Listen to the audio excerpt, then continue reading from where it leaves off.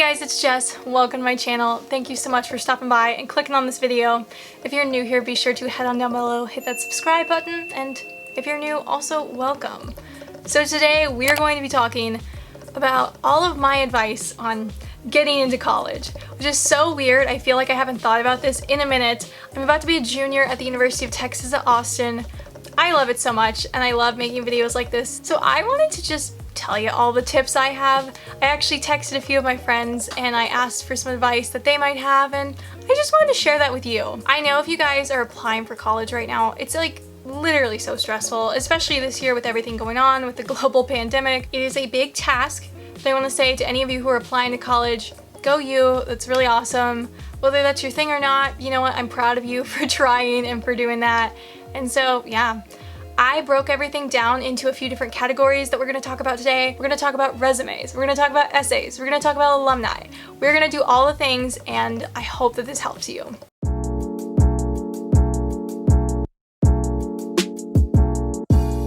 I wanted to talk first about essays. In my personal opinion, I am not a college admissions person. I have no grounds to be saying this other than the fact that just like from my own experience, I think that your essay is one of the most important things. They all matter, but I feel like your essay, when you are writing this right now, you have a unique power, whereas with your resume, if you're writing it, you can't just like go do things right now. I mean, maybe you can add one or two things, but you can't make a whole resume up.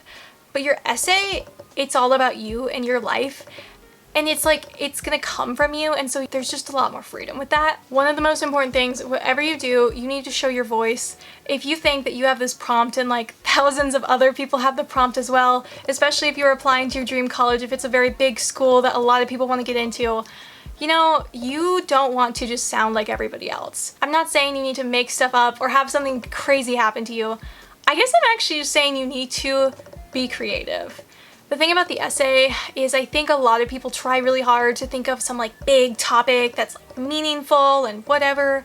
I just want to tell you that whatever you write about, if it's meaningful to you and if you are intentional about conveying that, then it's going to matter. You want to show the people reading your essay who you are, and that's what matters about this. If you're watching this video sooner rather than later, I would encourage you to get your essays done early. That is always a good thing to do. But if you can get your essays done early, then you can have different people read them. I know when I did this, I was so lucky. If any of y'all have this, just know you were so lucky to have this too. My junior year English teacher had us writing those our spring semester. Literally saved my life. But if you are in this boat where you are working on it right now, that's totally fine. You can get it done, but I would say get it done. See if you've made friends over the year, if one of your old English teachers will read it, if one of your friends in college will read it, if you trust your parents, have your parents read it. Like, just see anyone who can give you feedback on it. It's so helpful. You want someone who knows you so they know if you can go deeper or if you just have a flat out a typo that you need to fix. That makes such a huge difference. When it comes to your essay, your job here is to show them who you are and show them why they should pick you. These people, they have so many options, but that's not the point. This is you, and you are special and you are unique, and there's something about you that if it's the place for you to go, you fit there, and that in some unique way. So we're gonna be honest here. They are looking for someone who is going to benefit them in the long run. I want to read you a text one of my friends wrote. It was literally so spot on. So one of my friends, she said, passion is key. Your resume and your essays need to tell a clear story about who you are and what you love. You need to show that you are driven and that you won't drop out. Especially if you're applying for things with scholarships, you need to demonstrate that you're going to be a worthwhile investment and that you will one day grow up to be rich and powerful and give money to the school. I know that sounds kind of silly, but at the end of the day, most of these colleges are businesses. If they're like public, I mean, college in general, they are businesses. And the idea is they are hoping that you are going to be successful, that you will be a good story for them to talk about, that you will bring your money there one day and help them. They want your talent and they want that. And so if you can show them what you can bring to them, that really is going to stand out. You don't want to be slimy. You don't want to like sell yourself you don't want it to be all just a pitch. But I think that there are ways you can craft your essay and you can weave in these details to show that you would be an asset to them. They want people who are going to leave a legacy. And so I guess your job is to show them that you are that person. And I'm going to say this, I know this seems super obvious when I say it out loud. Show them that you actually care about the school. You may be applying to a ton of different schools, but you want them to feel like they are your dream. Like they are the ones you want. Like just like in real life, everyone wants to feel wanted and valued. You want them to think that by letting you in, that they are like making your dream come true. And it sounds cheesy, but I know when I was applying to things in my specific college, I had like, I believe I had statements for UT in general, but I think I had like communication college questions. I could be remembering this wrong. But I made sure to include specific details about my passion and how it lined up with them. But I mentioned things I envisioned myself doing. If I got into the Moody College of Communication, I want to do this. I want to do that. I named specific things that I would be doing that were specific to the school, whether it be orgs I wanted to join, places I wanted to study at, professors I wanted to take classes from. That's the kind of thing that will make it slightly different, but it's going to make you stand out.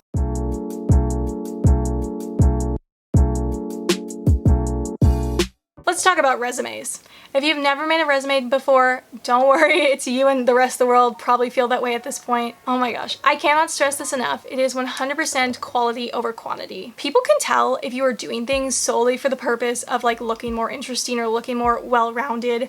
That has become such a big thing now. Everyone's trying to look well-rounded that I think at a certain point it kind of loses the value. The people reading your resume and your essay, they can tell if you're being genuine or not. And I think what stands out a lot more is when you actually have things you're passionate about. For example, in my case, I was applying to be a journalism major. It's kind of funny now, I don't talk about journalism a lot on this channel, and I don't know where I see myself in that field. I may not be in that field. I know I'll use the skills I'm learning, but I don't know. I was very, very passionate about journalism in high school.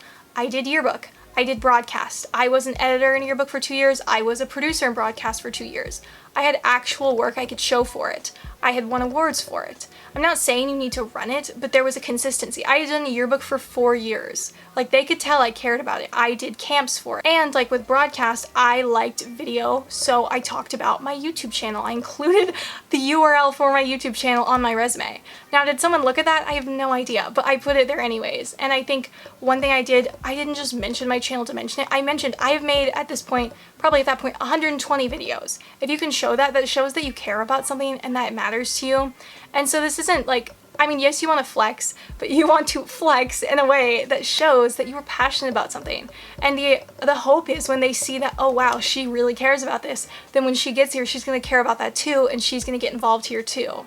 They don't want you to just show up and give them money. I mean, like, yes, they want that, but they want you to show up, give them money, and make a difference, and grow from that. Don't stress if all your things don't tie together perfectly like that, but I'm gonna be honest, if you have that, it definitely helps. But I know plenty of people who got into their major without experience from their major. I think the most important thing is just to show them that you're passionate about something, that you have drive, and I guess that sense of discipline. I know that's kind of intangible sounding, but if you can show them that you're passionate about something by the way you show things on your resume, it shows them that you can take that skill somewhere else. Something else I'm going to share that my college admission counselor person at my school said, I still stand by this to this day.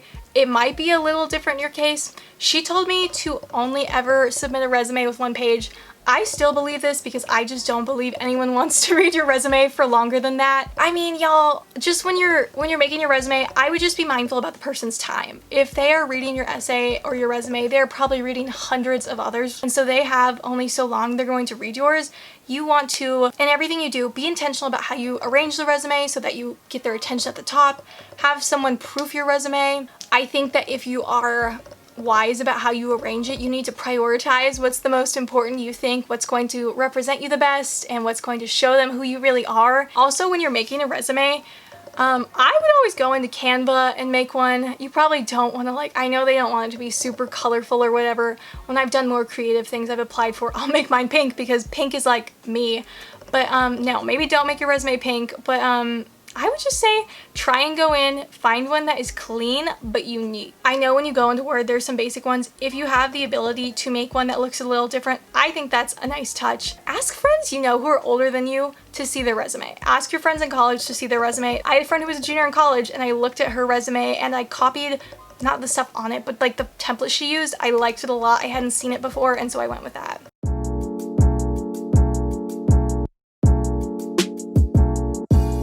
This is going to be a quick thing I'm going to talk about because I don't really want to go on about this, but letters of rec. They're important. If they're optional, remember this, optional is never an option if you want to get in. Optional is a thing, you do the optional always. It's just a good rule of thumb. With letters of rec, I think at UT you need like a minimum of 2. You did when I applied, you needed a minimum of 2. But I think that, I don't know if there was a max at the time. When I went to like some prospective student event, they told us that one student, because he was applying to be a student at the 40 acres, he got 40 letters of recommendation. Okay, I shouldn't be throwing shade. That is, first of all, wow that you know that many people. I am impressed, but no one wants to read that many. I think that's a funny example, but that's a whole other extreme. When it comes down to it, you want to pick someone who knows you well. It's not about finding someone who was the governor or the president or the CEO. You want to find someone who truly knows you. I mean, like, yeah, if like someone high up can say something about you, I know that I'm sure that holds some weight, but if you just get someone high up to write a letter that's never met you, it's not going to say anything about you. You want to find someone who can really write about your character and about your work ethic and about who you are truly. If you're going to request that someone you know write you a letter of rec, make sure that you give them plenty of time. Ask them literally as soon as possible. Also ask them if there's anything you can provide for them, like do they need some information about you. A lot of times I will send over my resume to people writing me letters of rec, and I'll even put the email. I'll say, thank you so much for agreeing to write this for me. This is so valuable to me. And then what I will do is some of the things I'm most passionate about, some of the things I'm involved in, and I will write them a little list, and I might even describe for them what my roles are in these different organizations so they can write things that are accurate and that really paint a picture of who you are. And I'm just gonna say this, pick someone who can write well. You don't need to pick an English teacher. Well, like, it doesn't hurt. You know they probably write a lot. I want to say when I was in high school, I know I had my yearbook teacher write it. She could definitely write, and she'd known me for 4 years. She'd watched me grow from a 14-year-old to an 18-year-old. She'd watched me handle conflict, handle deadline, go through struggles. She saw me just be myself, and I think that really, really makes a difference.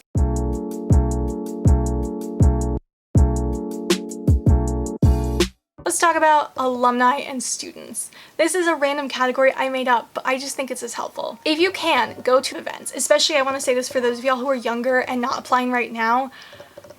I know life is really weird when I'm filming this and you like can't go in person to things, but if there are online things, I would encourage you to go to these things, especially because I'm guessing online things are having lower attendance. But like, go to events and talk to people. Like, by talk to people, I mean meet staff, meet faculty, meet other students who are there already. That really, really makes a difference. I grew up nearby where I wanted to go to college, but that didn't make it easy to get in. But because of that, I did know people who went there. And so when there would be events for prospective students, people would invite me, and that was always really great to do. I also got to, on different occasions, when I did a college tour, they had one of the deans of students for my college was there, and I met him, and something he encouraged everyone to do was to take a business card when you go to events like these and write an email later. Definitely, if you have a chance to like personally one-on-one talk to someone important like a dean, definitely do it. I can't say this for certain in every situation, but like a lot of times in life, it is about so much more than what you know. It can be about who you know. I mean, if you meet someone important like that, and if you make a good impression on them, you never know what kind of weight that could have in this process. I don't know for certain in my experience, but I emailed my dean after I met him when I was still a prospective student. I think I met him the year before I applied to college, and he said, when you apply, like, send me your resume, send me an email, let me know that you applied. And I did that, and he actually emailed me back. If you have questions for your school, or things specific to the college you really want to get into, ask people who go there, ask people who work there. A lot of times you can go online and you can find resources and people you can get in touch with. Send emails, like just ask. There's nothing bad that can come from that, and so I would say just try and get the resources you need because you want your application to be as specific to the school as you can and like everything that you know they want. I only applied to 3 colleges, but I knew the one I wanted to get into, but you may be applying to like 8 or 10 colleges, and so I would say do the best you can with this, don't stress over it. But yeah, if you can be specific to the colleges you really are leaning towards, your top few, that's definitely going to be in your favor. This seems small, but if you're interested in schools, I'd say follow them on social media. A lot of times they will post about deadlines or special events, scholarships. It can never hurt to be following them on social media. If you don't get in or you don't go there, you can unfollow later, but I would always just say follow them now. Follow people who go there so you can get a feel for like what you're signing up for or trying to get into. I think I've said like literally so much, but I'm gonna see if I forgot anything, but I'm just gonna sum everything up. Okay, basically when you are applying to college, you have like this small chance, this like brief window where someone's going to be looking over your stuff. Everything you do, you want to make sure you don't have typos. You want it to be the best representation of you. If y'all want in the future for me to go more in depth about examples about essays, I can definitely do that. I just had so much I wanted to share in this video that I didn't really go super in depth on that. But no, if y'all want advice on essays, let me know in the comments. It's not like it's easy to do that, but it's also not like rocket science. It's something that will take time. It will take kind of like a level of attention to detail, but if you are willing to do that, you can definitely do it. Resume, I would say quality over quantity. I cannot emphasize that enough. Just make sure you put on things that are genuine to you. They're not going to care that you were in the Science Honor Society for 4 years if you literally don't seem to care about science. That's like just a general answer, but like I was in the Science Honor Society at my school. I really don't think that mattered as much as the fact that I like started a journalism organization. You know what I mean? Like think about what is really your passion and gear all that together so you can make it work. I guess with all this, I just want to say best of luck to you. Please do the best that you can. You are capable of a lot more than you would think.